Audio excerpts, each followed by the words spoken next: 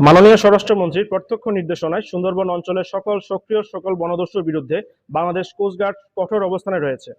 এর অংশ হিসেবে বাংলাদেশ কোস্টগার্ডের নেতৃত্বে operation restore piece in Sundarban এবং অপারেশন ম্যানগ্রোভ শিল্ড নামে দুটি বিশেষ অভিযান পরিচালিত হচ্ছে। এই অভিযানের ধারাবাহিক সফলতা হিসেবে চতুর্থবারের মতো অপারেশন ম্যানগ্রোভ শিল্ডের আওতায় অভিযান পরিচালনা করে কুখ্যাত ডাকাত মেজর জাহাঙ্গীর বাহিনীর প্রধান মোহাম্মদ জাহিদুল ইসলাম ওরফে মেজর জাহাঙ্গীরকে আটক করা হয়।